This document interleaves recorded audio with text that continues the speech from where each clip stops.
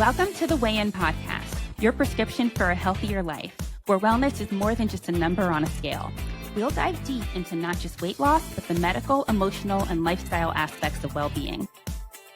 In each episode, we'll weigh in on hot topics ranging from diet myths and exercise trends to mental health and chronic disease management, providing you with the evidence-based advice to guide your health decisions. Remember, it's not just about the weight on the scale, but about creating a healthier, more balanced you. Hey, Katie, how's it going? Pretty good. How are you, friend? Good. How was your Halloween? It was good. It was good. It was tiring. Max is getting older. He had me walking all over the world, but it was. But yeah, no, it was. I got my steps in, and yeah, it was super fun. Nice. What did you guys dress up as?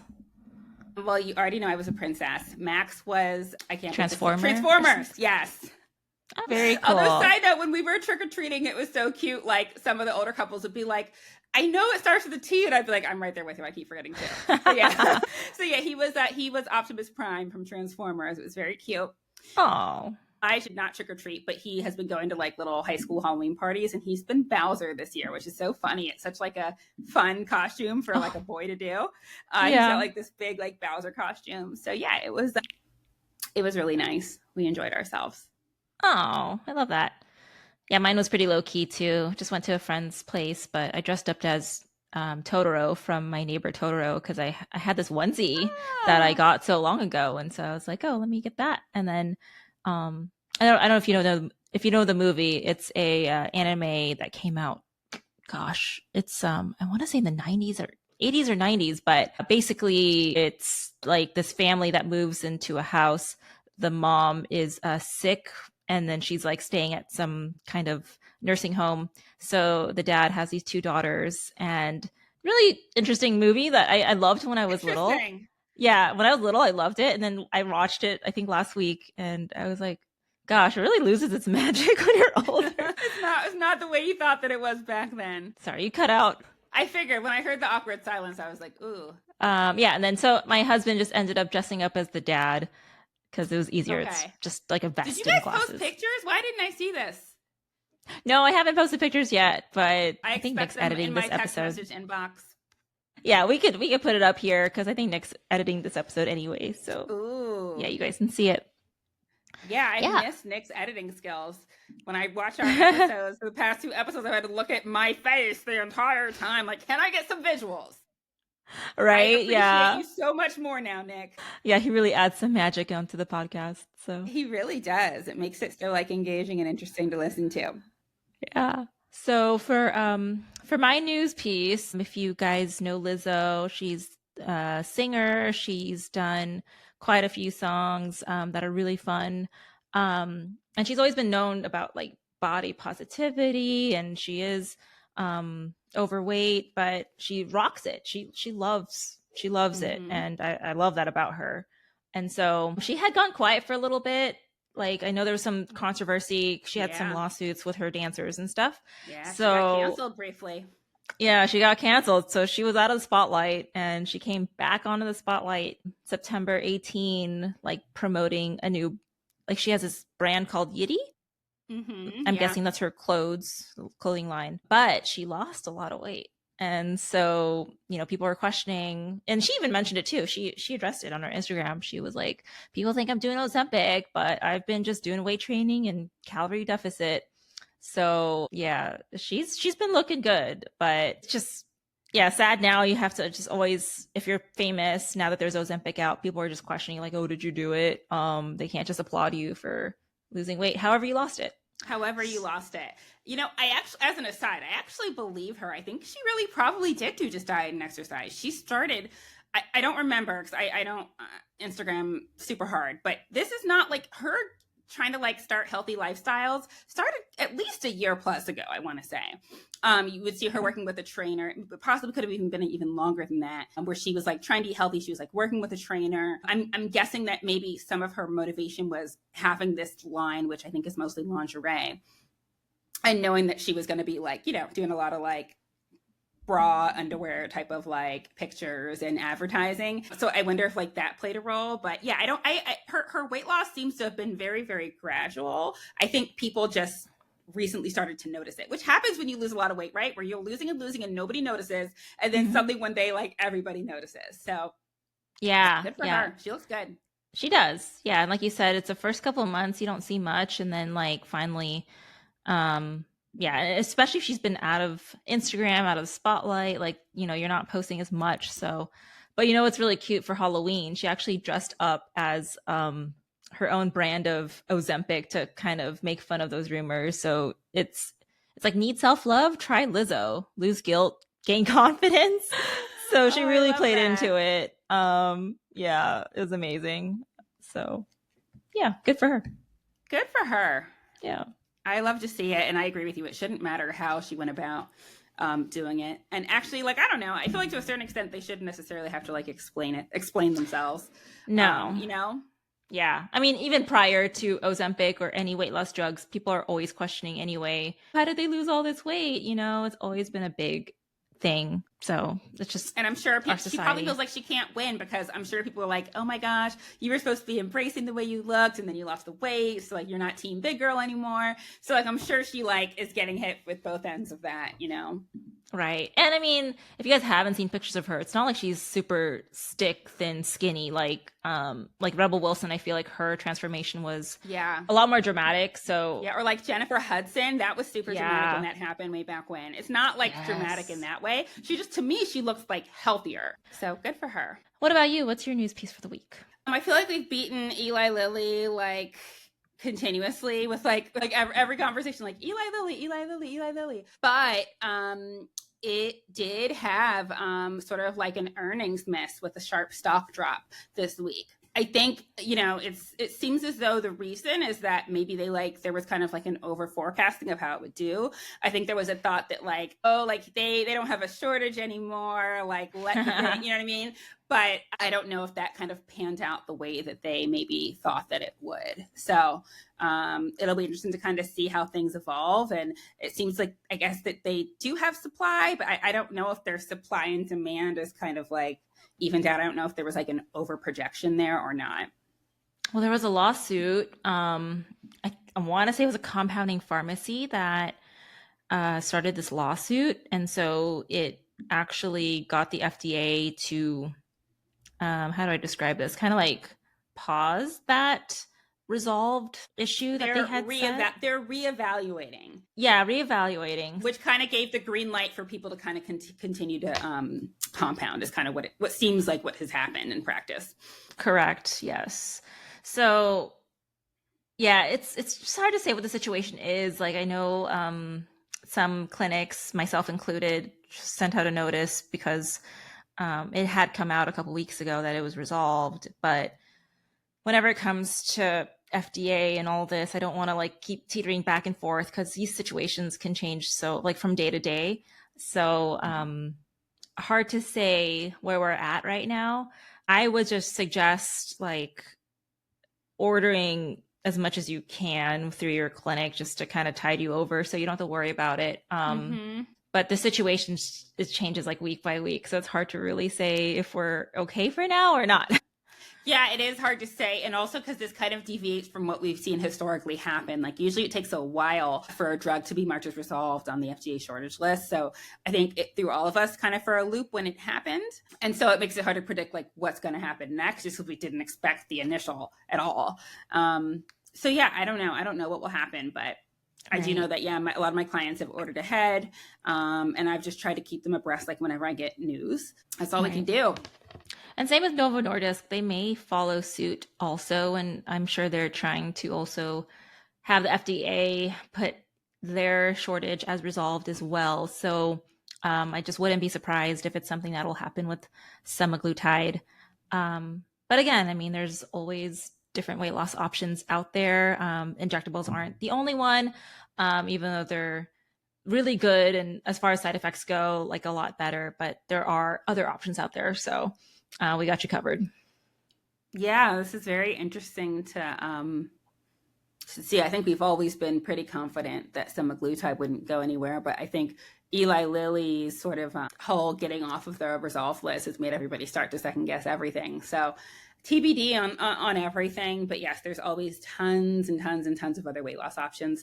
And I know Zarina is kind of the same, where you're kind of able to offer your clients pretty much anything, if it's a reasonable weight loss solution. So there's always tons of options, and I'm kind of the mindset of like, don't stress over things that you can't control. Right now we're able to get access to both drugs, so focus on your weight loss journey. I know if you're a patient of mine, I'm like, you focus on the weight loss, I will take care of the rest. We'll get there when we get there, but you focus on hitting that goal. Exactly. You may remember today's guest from episode 7, Casey Thomas. He is a dietitian, and we brought him back for a holiday special.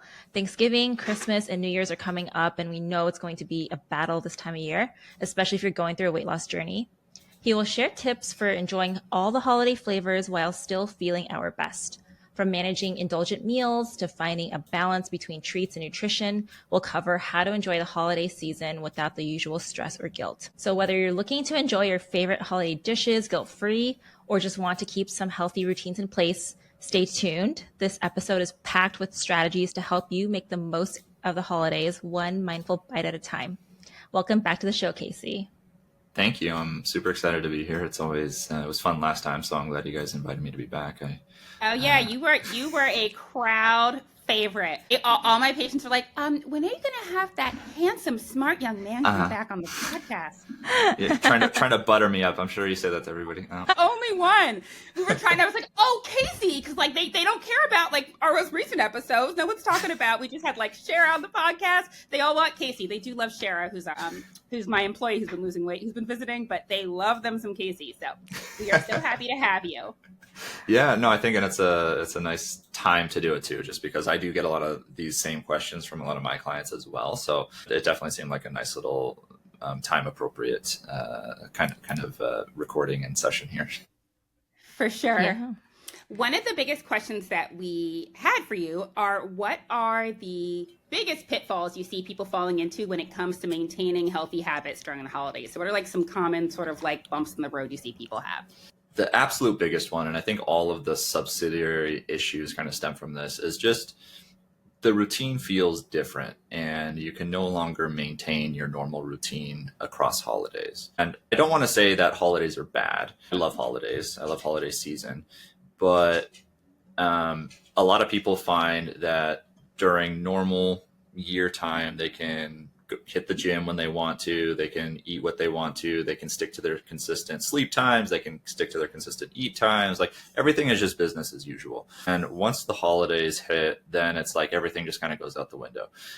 No one knows what to do. You may be traveling, you're around friends and family, maybe they're instigators, you're around all your old favorite family dishes, you got all your grandmas with their secret recipes and all this kind of stuff, right? I do want to just like acknowledge also that inherently food is very emotional, social, community, cultural.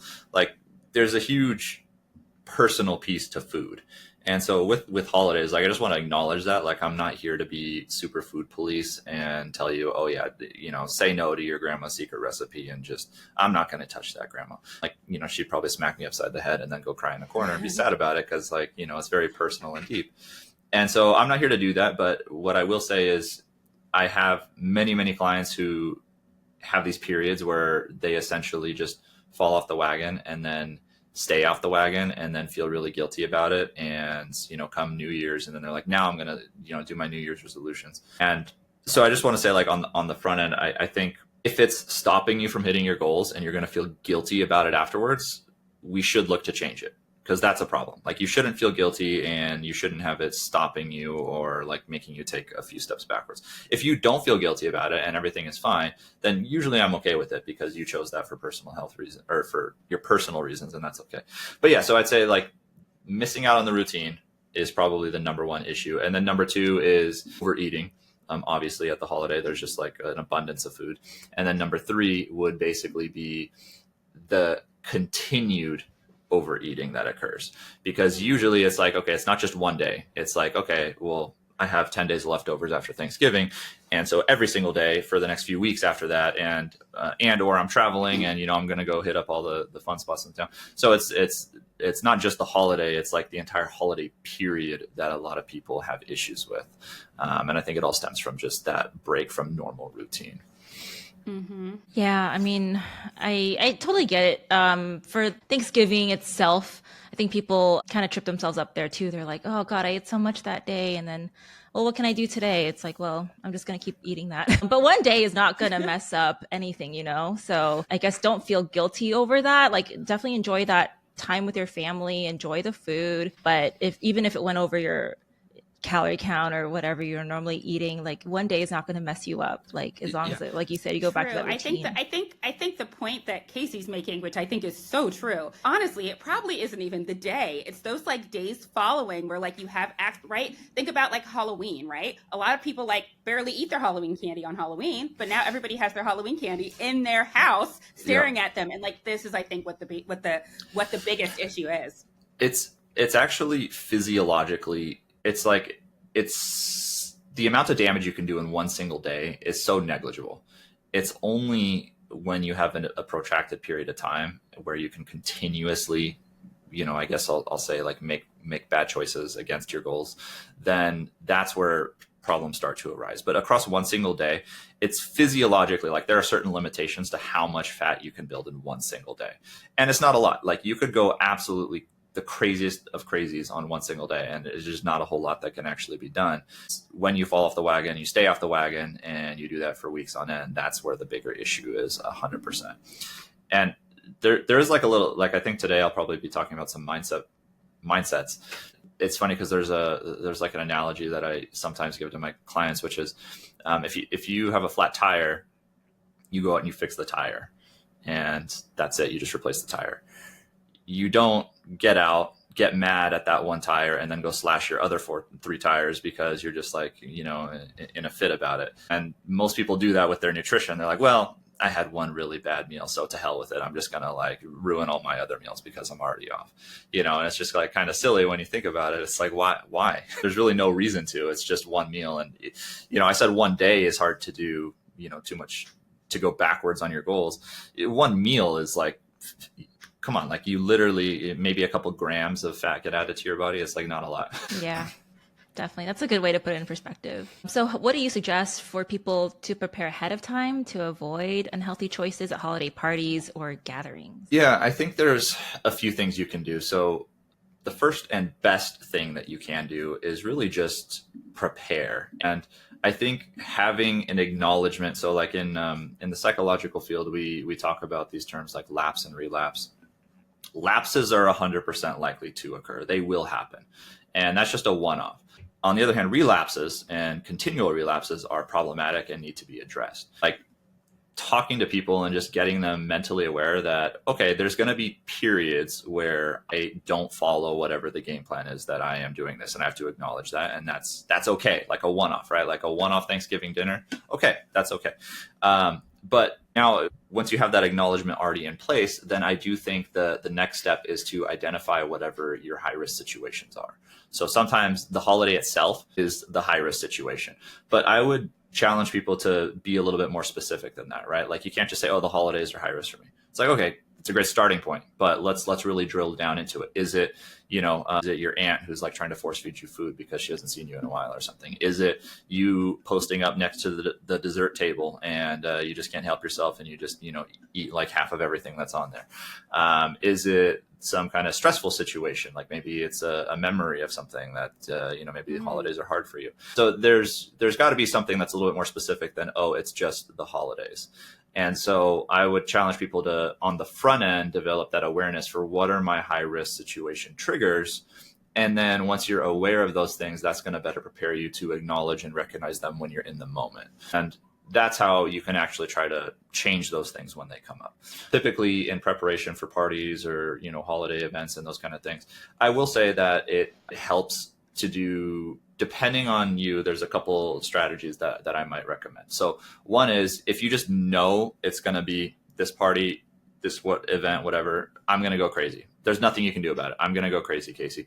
It's like, okay, all right. So if you know that, then you can actually maybe borrow around in the rest of that day and like the day after. And by that, I mean, potentially you could reduce your intake for like breakfast and lunch, and then at dinner be like, okay, I've allowed myself to have a lot more latitude with this meal because I just haven't eaten as much. Another thing you could do is do a workout before you go to this thing where you say, I know I'm going to feast. We know that your muscle tissue is more sensitive to uptake of a lot of nutrients after you do a workout. So if you do a workout right before you go to your Thanksgiving feast, your muscles are going to eat some of that for you, which is nice. So it's like, okay, it's going to eat it, and then it's not going to get turned into fat. So you can do that too. Sometimes people, however, are not like that. Sorry, I have a question. Will they get less benefit if they work out after sort of their Thanksgiving meal? It's a great question. The short answer is a little bit less, but there are different and unique benefits to the after the Thanksgiving meal. Now, I would say this is somewhat of a rare situation because at least I know me, I'm like tryptophaned out and I want to go take a nap after a big old I'm ready for a nap for sure. So it's a little bit rare to see that, but we do know that if you do some light bit of physical activity after you exercise, then that can actually help out with some of the digestive processes. And so usually what I would recommend is like a 10-minute walk after your meals in general anyway. This helps keep things regular on the bowel movement side. This helps with like blood sugar processing. This helps with absorption of the nutrients. Like it helps out with a lot of different things. So definitely is something to consider if it's something that you like to do. Like if you like to go work out after you go eat and it's not going to make you throw up, then like, okay, go do it. It's fine. For most people, I would say the better time before a big feast though is to work out beforehand. Agreed. And then on the flip side, so maybe you have someone who says, okay, well, it's not actually that I'm going to feast no matter what at this event. It's I'm just really hungry at this time point of day, or I get I get a lot of cravings that develop when I'm around these things. And so I just can't say no when I'm there. If that describes you, then usually what you can actually do is try to eat like a small meal, but like right before you go. A small, nice, healthy kind of balanced meal. And if it's something that's somewhat appetizing to you, what you can actually do is you can reduce some of those food cravings that'll happen when you're actually there. So if that's what you need to help you out, I might say, okay, drink a big old glass of water and then have like a very small, like healthy, maybe either a large snack or a small meal, like that kind of thing. And that'll help alleviate some of those cravings that you might actually have beforehand. So that way you're not just trying to manage hunger and cravings rather than just like the event itself, I guess. So those are probably the two big strategies I would say on the front end in order to prepare. But the number one thing I would hope people do is just to recognize your high risk situations and then try to plan around that too. Getting that mental awareness goes a long way. I love those ideas because there's turkey trots that, you could sign up for. You could do a little 5K or something, and you don't even have to run it. You could just walk it if that's something you're interested in. If you're that type of family. Another suggestion that Katie had. You can make those workouts like part of your family thing. Like we do we do like the Peloton, like turkey burn workouts. I make my mom do it. My kids do it before we actually eat. And you can make it like a family thing. It can be fun for what it's worth. Yeah, definitely.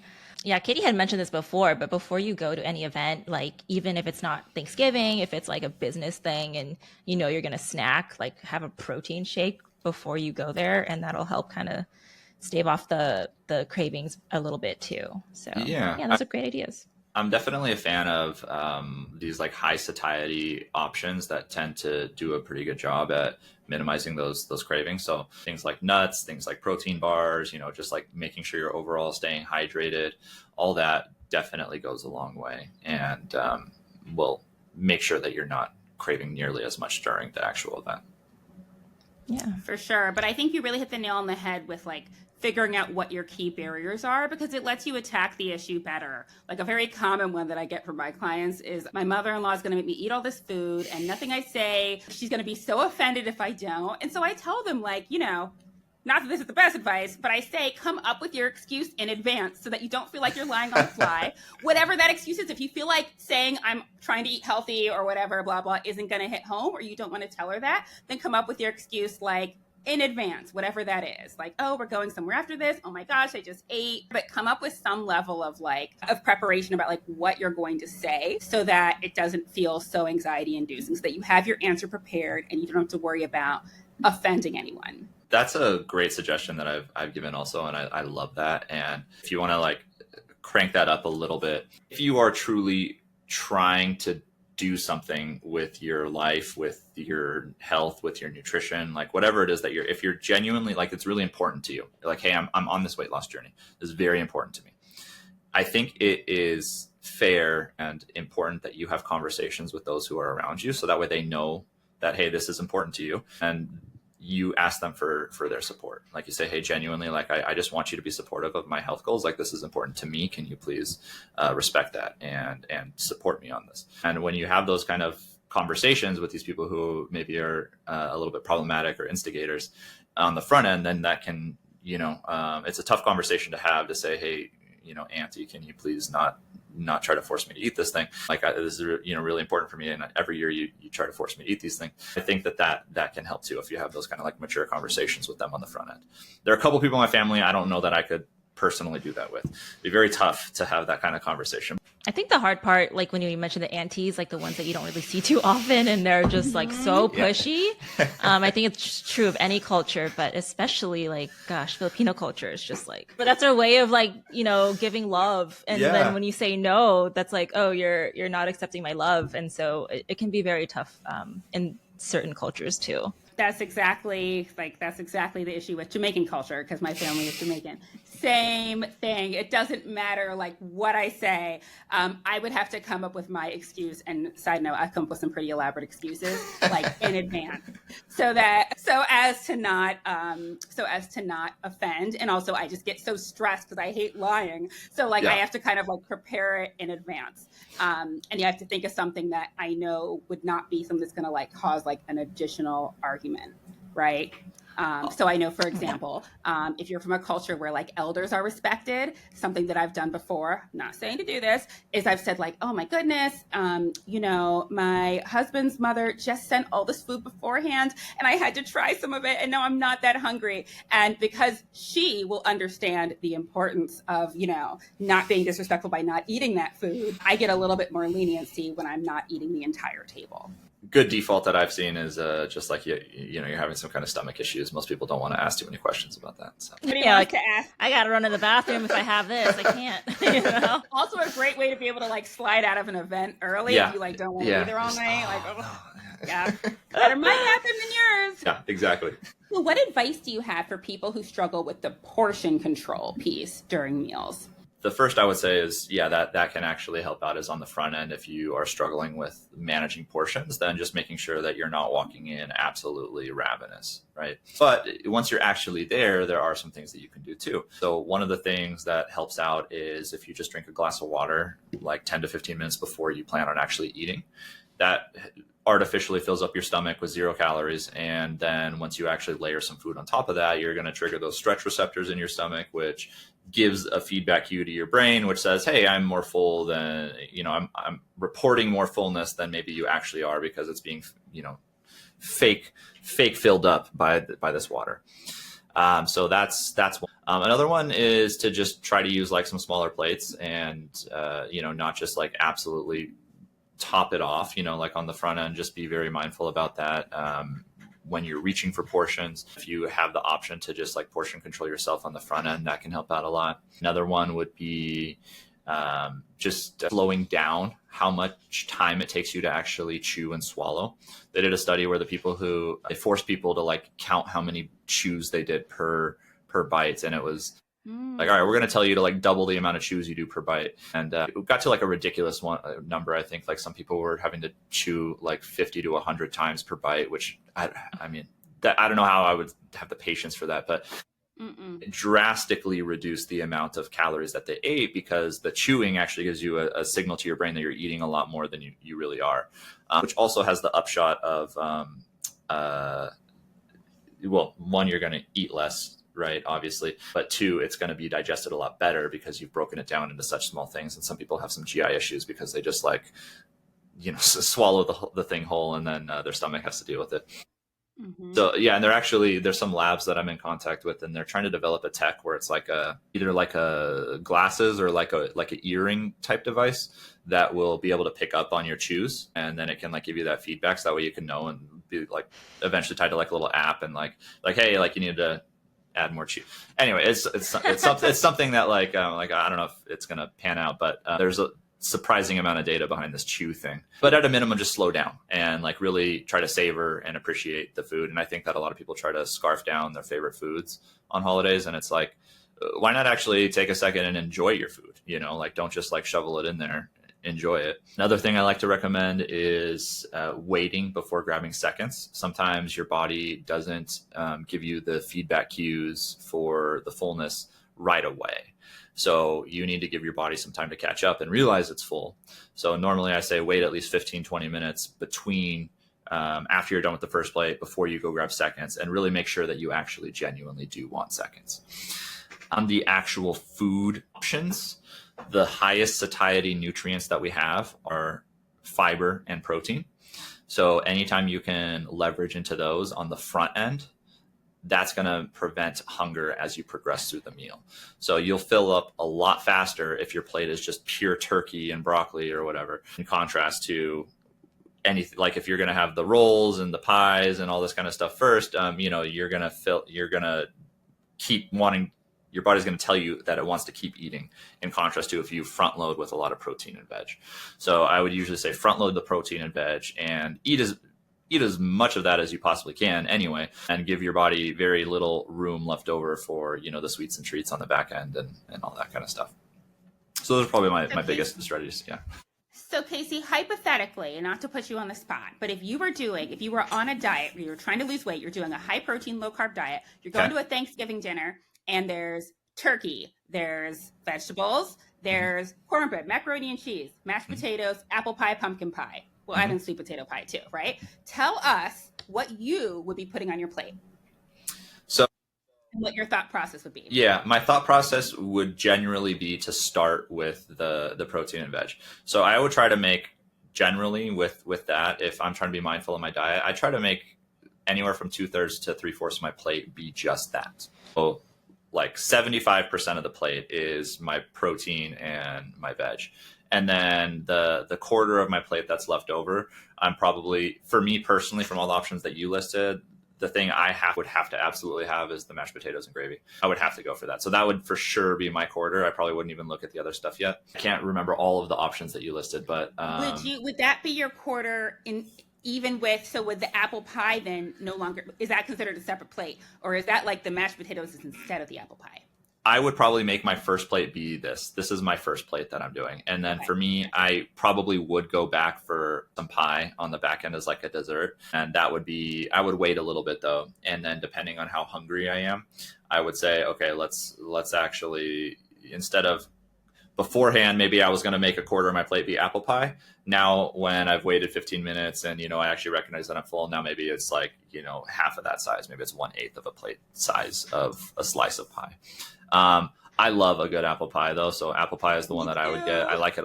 It's genuinely probably my favorite combination is like apples and cinnamon.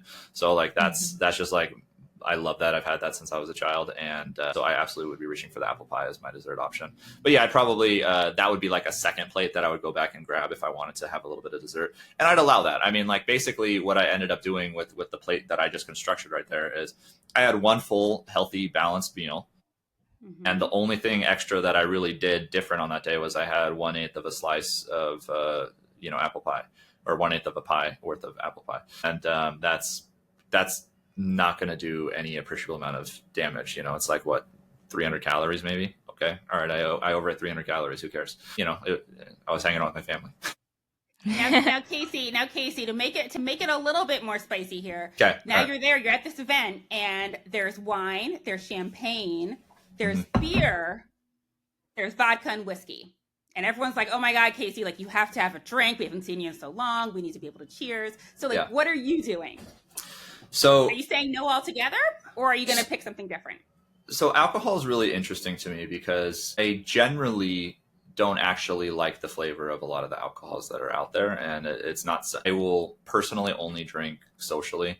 Like I can't even recall a time in my entire life where I've ever just like independently gone and reached for some kind of alcohol for myself. I just don't like the taste of it. So, but I'll do it socially, just socially. And that's about it. But at an event like this, and I know there are a lot of pressures, alcohol's a little bit different than food because there are genuine issues with like alcoholism and, alcohol dependence, and also just people who've in the past maybe had some issues with it. And it does hold a lot of people back. So the first thing that I'll say is, if you're going to have alcohol, try not to have it on the front end of the meal, because alcohol does decrease your inhibitions and leads you much more likely to violate those rules and those plans that you set up on the front end. So you're more likely to just say to hell with it and just kind of go crazy and make your entire plate be the apple pie or something like that. So try not to have alcohol on the front end of these kind of events. Try to have it after you've already eaten. That's going to protect you from a lot, because your stomach's not going to be able to accommodate any full degree of extra, a third or fourth plate of that after that. So try to have the alcohol on the back end. The second thing is, alcohol independently has its own kind of issues. And one way that I always tell people to modulate their alcohol intake is to say, there's 2 rules that I like. So for people who are dieting, usually I would say for men, follow the 2x2 rule, and for females, follow the 1x2 rule, which means for men, no more than 2 occasions in a week where you're drinking alcohol, and at each of those occasions, no more than 2 drinks. So if you do the math, that's 4 drinks on the week. For ladies, it's 2 drinks on the week. So no more than 1 day on the week where you can have alcohol, and no more than 2 drinks at that one particular occasion. So if you walk in and you're following, say, that rule, then okay, at this holiday party, I'm going to have no more than 2 drinks, but I'm allowed 2 drinks if you want them. But my additional rule on top of that is, for every 1 drink of alcohol, you have to match it with a glass of water. So you drink your 1 glass of water, or you drink your 1, let's say you have a beer. All right, I'm going to go drink an equal amount of water before I'm allowed to go back for my second beer. So those are some rules that'll help you, is like, put it after the meal. Know on the front end how much you're going to allow yourself to drink. I'm not here to say no alcohol, but there are some people where alcohol is definitely not appropriate, especially if they've had a history of, alcoholism in the past and all this. So you do want to be respectful of that. And then drink your water around the alcohol as well too. And then the extra thing that I'll just answer is, for me, if it's a holiday party, I'm reaching for eggnog. I'm not reaching for the other stuff, because eggnog has a very special place in my heart. So if I'm going to allow myself some booze and it's at the holiday time, like, I'm 10 times out of 10 going for the eggnog. So that's me personally. Love that. For me, I reach for whatever my mom is reaching, just because I just I don't know, I want to identify with her, and I don't really care. So if she's drinking red wine, I'm like, oh, I'll have red wine too. So that's cool. That was so helpful, Casey. Those are really amazing tips.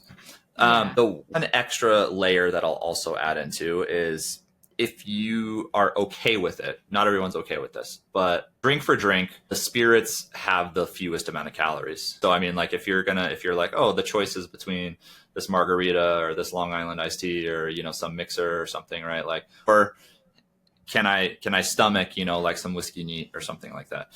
The spirit is going to be like 1/3 the calories of the other stuff. So that would be the recommendation for someone trying to lose weight, is like, maybe have some like vodka with some like sparkling water or something, or right, some, not some like rum and Coke. Yeah, the Coke would be just too much sugar, too many calories. Yeah. So in general, that's the direction I would go with that too, if you're comfortable with that. But I think I would put more importance on like the 2x2, 1x2 rule, rather than trying to modify the drink. Like, if it's a holiday party, you're probably going to be reaching for whatever's available. So, I understand those realities. Yeah. And kind of going back to what we were talking about like having an excuse, because sometimes there's some families that just pressure you.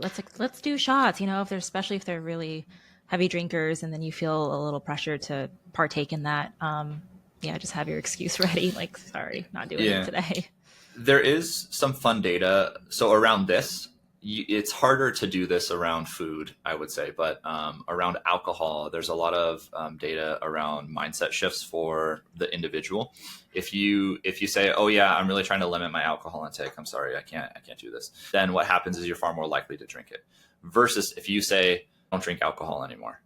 Like, if you say, I am a person who doesn't drink alcohol, then you're far more likely to reduce your intake, because now you're identifying as this type of person who just carries out this type of behavior. And if you violate that, there's like a certain measure of cognitive dissonance that occurs. So they always say, like, if you're trying to do a new habit, identify as the person that does the thing. Like you say, I am someone who doesn't drink anymore. Like, I don't drink. If you just say I don't drink, then people, like, that shuts up a lot of people. Like even family, like if they say, oh, hey, do you want to take shots? You're like, oh yeah, I don't drink. Sorry. Then they're gonna be like, oh, okay, cool. And the conversation usually ends right there. But if you say, oh yeah, I probably shouldn't, then they're gonna be like, oh, come on, just one, So if you just like vary on the front and say, I don't drink, then that usually shuts up most people. That's a great tip. Yeah, I love that, Really great tip. because that's kind of like the difference of like, oh, I might do this versus I will do this, So I like that little shift.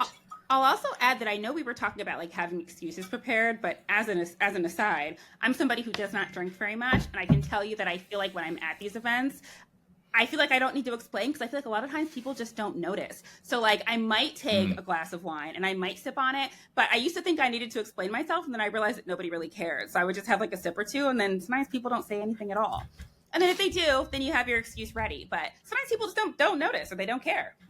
Yeah, I mean, literally, this is what I used to. So I have a lot of like business guys who I work with as well, and they tell me, so alcohol, it's like outside of holidays, but it kind of relates to this conversation. They're like, I go to these business meetings where it's expected that I engage in this drinking with them, and otherwise there's like a real risk that I don't get this business deal. And I'm like, that's somewhat silly, right? That there's this culture around that, but that's a reality that he had, these clients have to deal with, is like, hey, I have to do this. This is what's needed for the business right now. And I say, okay, well, to your point, you can definitely get away with like a fake drink, right? Like you go to the bar, you go order the drink or whatever. And, if you literally just get like, if you're trying to, you can make an imitation, say like vodka soda, right? Which is just the vodka with like some mint and like some, sparkling water. Just get the sparkling water with the mint, and no one's gonna be the wiser. You're literally drinking sparkling water. They're gonna think you're drinking vodka soda. No one's gonna know. Literally, no one's gonna know, and they're gonna not pressure you into drinking more because they see you sipping on your beverage already. So you can definitely fake it if you need to. So true. That's a great idea. Yeah, absolutely. Casey, do you have any tips for stress eating prevention, especially when holiday stress is high? I think going back to the mindset, recognizing what your triggers are. If you have genuine, real, like deep-seated stressors that are occurring in and around holidays, I think, you probably need to seek some like professional help on that side. But if it's on the more minor side, I think that just acknowledging what your triggers are on the front end and trying to game plan for those is always a good move.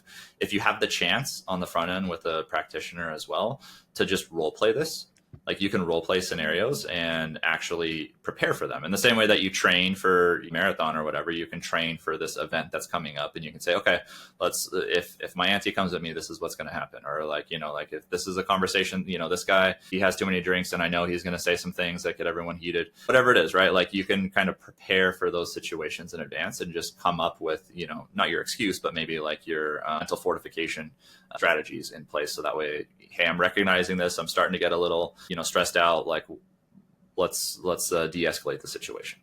I would say that stress is very common. Stress eating, even more common. And people will reach for food to try to alleviate those stressors. So when you pair up a holiday stressor with an event that has an overabundance of unhealthy food items that, give you that dopamine kick and make you feel all fuzzy for a little bit, it's like a 1-2 punch for dangerous eating. And I think if you have the awareness, and then you also have developed and cultivated some alternative non-food-based stress relief strategies, that's your best protection. And by that, I mean, for me, my favorite like de-stressor is just going for a quick walk. Like, even if it's at a holiday party, right? And if you notice you're getting a little bit heated, just go for a walk, 5 minutes outside, right? No one's going to notice that you're gone. Be like, oh yeah, I had to step out, take a call. And then just like, that's it. And you just go walk around for 5 minutes, and you can come back and you're usually recentered.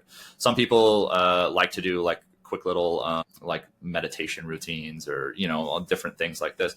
So, maybe it's listening to your favorite song, go sit in your car for 5 minutes, listen to a song, whatever it is that you want to do, like go do what you need to do, some non-food based de-stress routine, whatever works for you, practice it and try to leverage it. And as long as you acknowledge and know when your stressors are coming up, Usually that'll help you get through the party. Outside of that, I mean, if it's like really, really serious, following the protocols I said already before will protect you from, taking a couple steps back. And then also, if it's really serious, then, working with a dedicated professional to make sure that you know how to appropriately manage stressful situations. Yeah, I love that about stepping out, because I think when you're in that environment, it's easy for you to, fall off the wagon, and the food's right there, it's accessible, and then you go crazy. So I think taking that time to just refocus, and because when you're stressed, I mean, you have all these thoughts running through your head, and then food is just your comfort for some people. Yeah. Yeah. So definitely. Yeah. Yeah. So I love that about walking and just getting some fresh air. I'm sure there's something to be said about that too. And then after you eat your meal, maybe go for a little walk too. I mean, people have been doing this recently. It's kind of been a little viral trend where after dinner in general, they just walk and they call it like a fart walk because they're so bloated, So yeah. Wow. I have not heard that term before. That's amazing. Me either. Yeah. TikTok, I swear. Casey, one of our other questions was, and this is an interesting one because I have mixed feelings about this. The question is, what are some healthy-ish alternatives to classic holiday dishes that won't make people feel like they're missing out? And I'm one of those people who is like, just don't eat like a weird fake Twizzler, just eat the Twizzler type of person. So I'm interested in what your thoughts are on this in terms of alternatives. I would say some of my personal favorite healthy alternatives, if you have that true choice, really just like sweet potatoes with cinnamon. I think that feels really good, and as an alternative to like the the melted marshmallows on the yams and all that kind of stuff. Candied yams. The candied yams. Like, I don't think you really need, there's so much sweetness already in a sweet potato that genuinely, for me, like when I eat it, it's kind of like candy. So I really like that. Sticking, I guess, with the potato theme, I challenge you to try this with like your friends and family. But if you do like a half substitution of the potato for like cauliflower, most people don't notice that like their mashed potatoes are now actually like close to like a cauliflower mash. What else? I know people are like obsessed with cottage cheese, and they try to put that in a lot of things now. One thing that I really have taken to doing, and people don't seem to be upset by that, is sometimes if like we're hosting a lot of like dark chocolate dipped fruits, I find that's like kind of a hit. Like people are like, oh, this is really like, who doesn't love like a chocolate covered strawberry? You know what I mean? Right. Or like, the banana too, like that feels like ice cream almost. So like we'll freeze the banana and then you do the dark chocolate dip and then it feels like an ice cream, but it's just literally just a banana with some dark chocolate. I mean, it's like, so that's pretty good. There's all sorts of recipes these days for like the treats, people do alternatives for like their cookies and their pies. I don't know that I would call those, I mean, there are ways to make things lower calorie based off of your ingredient choice that still feel and kind of taste somewhat similar.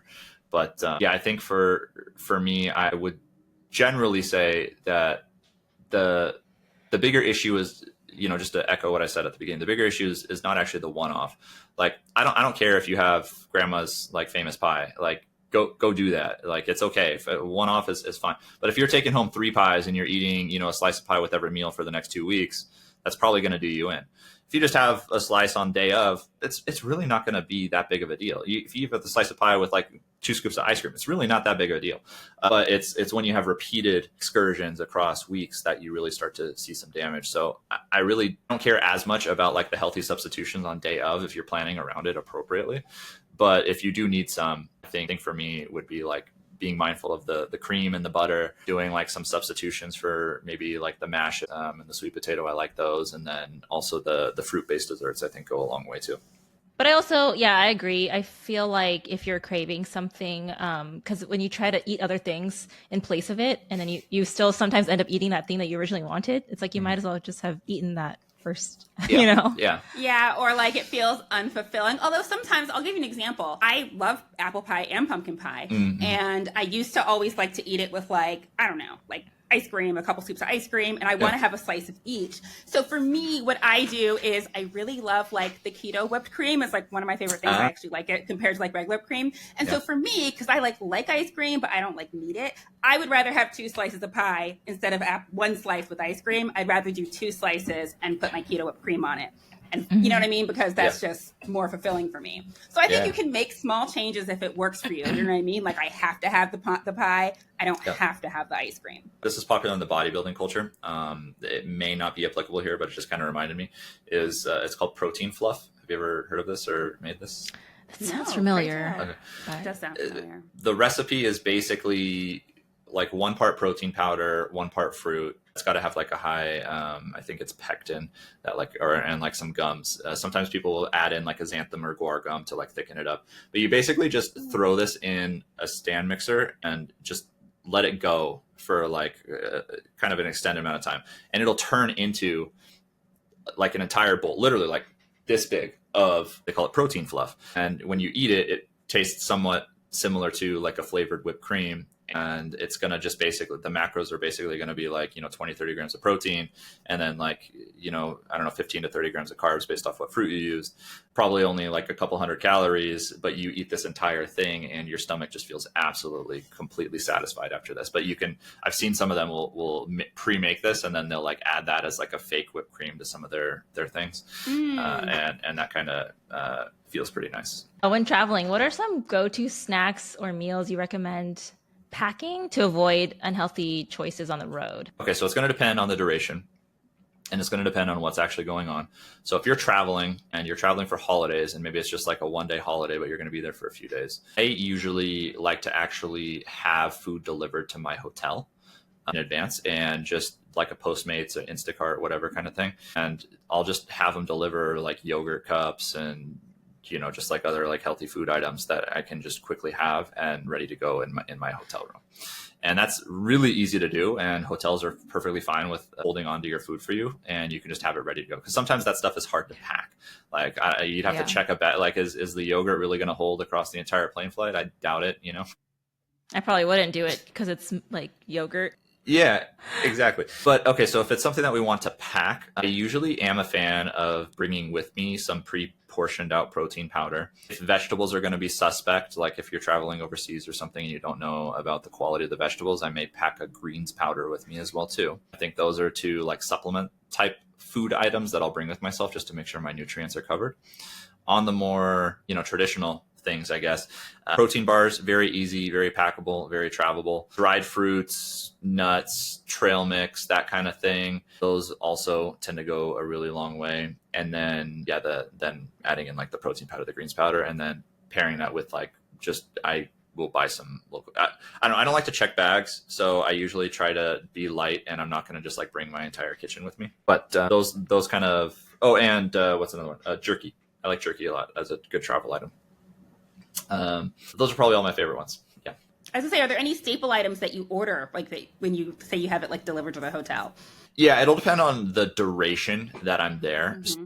Sometimes, and also like the hotel accommodations, right? Like if I only have a microwave in my hotel room that I'm working with, then I need to be a little bit different about what I order. Maybe I don't even have a microwave. Maybe it's just a fridge, right? Or some places you'll have like a whole little kitchenette situation and you can actually make some stuff. So if I'm doing longer trips, I pretty much almost always get a hotel room that has an actual kitchen in it. So that way I can make my own foods, and I'll have delivered to me, most commonly I'll have delivered to me for sure the breakfast, because usually breakfast is something that I'm doing myself in the hotel room. Like I'm responsible for that. And then most of the actual eat outs are happening either at lunch or dinner. So like I always get for myself, like I'll order some eggs, maybe some like some kind of sausage and maybe like a bell pepper. I'll just order like some very basic stuff that I can kind of go through for the week. I like to order some fresh fruit. I like to order yogurt. Yogurt cups and fresh fruit like go a long way. And then if I don't have the kitchen set up, then sometimes, but I do have a microwave, then I may order some like meal preps from like a local meal prep company. And that way I can just quickly zap those. Pretty much every major city has a meal prep vendor these days. Mm-hmm. And you can just get literally like 5 delivered to you if you're going to be there for 5 days or whatever. And it's like, okay, hey, cool. Just zap it in the microwave. Boom. And now I have my breakfast and my lunch handled, and I'm taken care of. And then I can, I know that I did what I needed to do for the first part of my day. I'm going to go be social and do the best that I can for the social situation. Mm. So yeah, either local meal preps or like I'll just do it DIY, very easy stuff. Yogurt is a personal favorite of mine, and eggs as well. I love eggs. Yeah, definitely. Same. Yeah. Say if you just didn't have time, like you just you just got off your routine, you couldn't prepare all those things, and unfortunately you have to go to the airport now. Mm-hmm. Like, what do you suggest at the airport to get for snacks? Yeah, I mean, most airports will have like these little like kiosks or stands or things like that. And I've even seen in some airports they have like these healthy vending machines too. But you can certainly build out a meal, like even out of like just that stuff, like outside of restaurants. But a lot of airports also do have restaurants these days where you can pick up like, a sandwich or like a Chipotle bowl or, those kind of things. If it's like, okay, what am I going to do out of these like vending machines / like kiosk little vendors?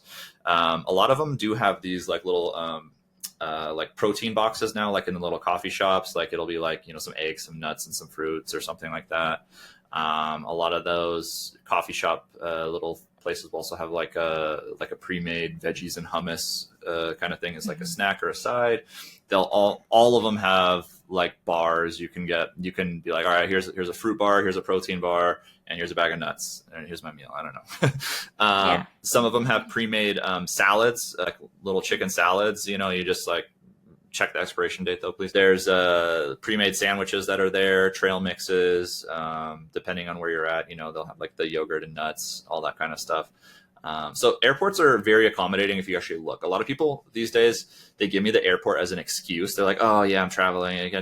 I've been to many airports. I travel all the time. I even like if you just genuinely spent 2 seconds looking, you can find healthy options. Yes, there are so many unhealthy options that surround you at an airport. And so people get kind of tricked into thinking that that's the only thing that's there. But if you're strategic and you actually just plan it out a little bit, and you're like, okay, hey, I'm going to look for the salad, I'm going to look for the sandwich, I'm going to look for the nuts, I'm going to look for the protein boxes. You can find them very easily, and they're all readily there in every single major airport that I've ever been to. Yeah, I was just gonna say when people first step into the airport, like all rules are broken. Like it'll be 8 a.m. I'm gonna get myself a drink. Yeah. I'm gonna go for like something just really terrible that you normally don't eat. Bloody Mary, McDonald's, like all this kind of. I'm like, come on, like Yeah. right next door to that was a Chipotle. Like, why not? Why did you do this? Right. Anyway. Exactly. Yeah, so you have to like prep yourself when you're traveling. Yeah, like you said, there's so many other options that you can have there. So it's really, no excuse for that. Or be self-aware enough to like plan accordingly, kind of like what Casey was saying before about going to like holiday events. If you know that like when you go to the airport, you have to get drunk before you get on the plane, or you have to eat like whatever. Or for example, I have a pretty severe nut allergy and I get stressed out with some of the like nuttier options. So I tend to go for like protein dishes. And so I use the airport as my excuse to like have a nice burger because that's what I want to have. And I know that it's like, I know I'm not going to have a peanut allergy reaction, but I allot my calories accordingly. So just plan ahead so that you don't have that cycle of guilt that starts post travel. Because I do work with a lot of people who just are constantly traveling, like they're maybe flying, I don't know, 3-4 weeks out of the month kind of thing. Like they're just constantly always out. Genuinely believe that if you're traveling for work, it should be business as usual. Like everything should be the same. You should be sleeping at the same time. You should be eating at the same time. You should be maintaining your workout regimen. Everything is business as usual. If you are traveling for pleasure, I don't care unless you care. Like if it's holding you back from your goals, then I care. But other than that, like if you're traveling for pleasure, this is a vacation. This is a happy, so for holiday situations, if Thanksgiving is the day, I don't care. Kind of do what you want to do. But the other days, if you're still there, right? Like if it's not strictly pleasure, maybe it's halfway between, like you should try to maintain your normal routines as best as you can. And in general, that just helps with like the metabolic processing of a lot of the foodstuffs and, the issues of jet lag and all that. So you do want to be mindful and just say, okay, hey, like I'm going to have my fun day. It was Thanksgiving. I'm going to have a fun day after that too, because, I'm with my friends and I'm with my family and we're together and we're going to go to this, amusement park or something. Like, okay, cool. Like do that. But try as best as you can to maintain your normal routine where possible. Yeah. And then one question I had, say you're not at a hotel, say you're staying with family. How would you navigate the meal situation there? Like say it's, day after Thanksgiving, day after Christmas, like how would you go back into that routine? Like, would you have meals delivered to you? What would you suggest? Yeah, I think there's a couple ways that you can navigate that, and it will depend slightly. So if you are staying with family, you can on the front end game plan and say, okay, well, I've been eating eggs for breakfast every day. Like, just want to make sure that I can do that for my breakfast, or I'll go to the grocery store on my way to the house and I'm going to just buy myself some breakfast items. And then, I'll take care of it. And then one fun way to do this too is I'll be like, hey, I'm going to make breakfast for everybody. And then like if you do it that way, then they're, oh, that's cool. Casey's like stepping up, he's a very mature, strapping young lad these days, like whatever. It's like you're like, hey, I'm going to make food. And then all of a sudden now you're in charge of the food options. And now everyone loves you and you get to stay on your diet, right? Mm-hmm. I know I am, though, guilty sometimes where like when I step foot, if I ever have to spend the night at my parents' house, like I kind of fall back into child Casey. And like I just let my parents take over and, they can boss me around and everything. Like, wait a second, I'm a full grown adult now, but anyway, yeah. So I get that sometimes, but if you can pre-plan for it, usually that's the best case scenario. And I would argue that actually, to some degree, it can be, if you don't let the mental get you, it can be easier than staying at a hotel because they should have the normal fixings, right? Like most houses have healthful breakfast options, have vegetables laying around, have healthful proteins and things like that. So like if you're being honest with yourself, you should be able to make and or eat a normal healthy meal at someone's house better than being thrown into a random hotel where you're kind of like, oh, I guess I'm just going to eat at whatever the cafe is here. I'm going to go out and try to figure out what I need to eat. Like at a house, you should be able to game plan a little bit better because it should have all the fixings there for you. It's usually because it's a social situation that you are running into issues and not because of the actual food availability. And then when you acknowledge that, okay, it's because it's a social situation that I'm running into issues, then we just kind of have to fall back and defer to our old game plans. It's like, okay, well, same things that we were talking about for the holiday situation are also applying here because my brain is treating it like a holiday. And so if you're treating it like a holiday, then you got to prep for it like a holiday with all the previous recs.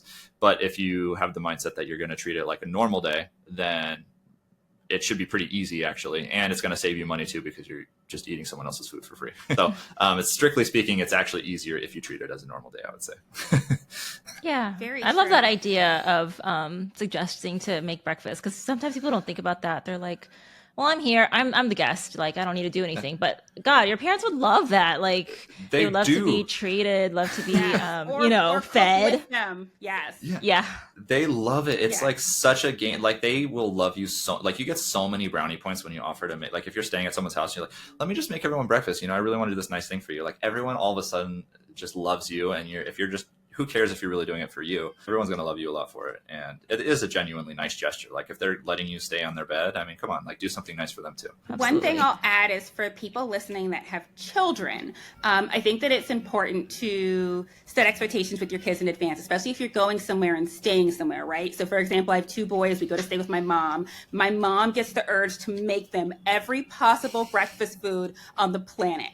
Right. So before we go, I usually will say, all right, boys, I know you guys want to make breakfast with Nana. What are we thinking? And they'll say what they want to do. And then I make them pick a specific day for it. So I'll say, okay, it sounds like one of you wants pancakes and one of you wants to have waffles. So Elijah, why don't we do pancakes on Friday? And Max will do waffles on Tuesday. And then I message that to my mom. That way, those are the only 2 days that she's going to make that stuff. Right. Because if every morning she feels like she has to make pancakes and waffles, it becomes overwhelming and it gets a little stressful for me and my healthy eating habits. So setting those expectations with my kids are then, Max is then excited for his Tuesday, Elijah's excited for his Friday, and I can plan around that. I can maybe make breakfast. I can maybe, when I get there, I usually go to the store and get stuff for us to have for breakfast the other days. And then also it's a little less hard on my mom, even though she loves it. So talk to your kids beforehand so that you can kind of give expectations to whatever grandparents want to spoil them while you're away. I'm taking notes right now because I'm genuinely worried about that for when our little one gets a little bit older. I strongly suspect that grandparents on both sides are not going to adhere to, dietitian dad recommendations for their child. No, they're not. Yeah, they just want to spoil your little one, and it's man, I can only imagine. Yeah. Yes. So I think that's a great suggestion. I'm gonna keep that in the memory bank. Oh yeah, because they're gonna want to spoil your little munchkin, especially because she's the first. Is she the first grandbaby? Yeah, she is. She is. Oh yeah. Yeah. On one side, yeah, she's the first on the one side, but on the other side. Oh yeah, they're gonna want to give her all the things. Yes. Yeah. I'm nervous. I'm a little bit nervous. It'll be fine. And kids are very malleable. So if she's been kind of doing her own thing with you guys at home, she's kind of gonna almost gravitate towards healthier options anyway, right? Or at least have certain things that she likes. I feel like every toddler has like one fruit that they like, right? Yep. Like my kids love like blackberries and strawberries, so she'll be fine. Yeah. Well, Casey, this was amazing. Thank you so much. I mean, I feel like I'm like looking forward to going to Thanksgiving dinner because I feel like ready. And I'm sure that all of our clients that are listening and all of our listeners in general are going to feel this way. This was so incredibly helpful. I hope so. Yeah, I mean, try to provide some value, but as long as someone got some, then I feel good about it. But yeah, no, I mean, it was a blast on my side being here, and more than happy to, come back again if you guys want. Yeah, oh my gosh, yes. In my head, I already want you to come back so that we can do in the new year, so that we can talk about kind of like starting a diet and like starting a new routine and how you get into that and where you start. So I think that'd be really cool to have you on for. Yeah, absolutely. I think it's a good topic, and everyone, it's the natural segue, right? After the holidays. All right, let's do it. Everybody wants to do it, right? The beginning of the year. Yeah. All right, Casey. Well, this was great. It's been a pleasure. Enjoy your baby, and we look forward to seeing you soon. Yeah. Take care, both of you. See ya. Bye-bye. Thank you. If you've enjoyed today's episode, please take a moment to subscribe to our podcast, give us a rating, and share with your family and friends who might find it helpful. And remember, we love hearing from our listeners. Connect with us on our social media channels or shoot us an email with your thoughts, questions, or suggestions for future topics. Don't forget to check out our website, www.thewayinandpeace.com, and to follow us on Instagram at thewayinandpeace.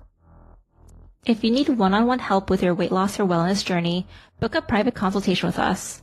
The A-List Clinic can be reached at www.thealistclinic.com or on Instagram and TikTok at The A-List Clinic. And my clinic, Lifefire Weight and Wellness, can be reached at www.lifefireweight.com or on Instagram and TikTok at LifefireWeight. Thanks again for tuning into the Wayne Podcast with your hosts, Katie and Zarina. Until next time, take care and be well. The information in this podcast is for general information only. It is not intended as medical advice and should not be relied upon as a substitute for medical consultation with a qualified medical provider familiar with your medical needs.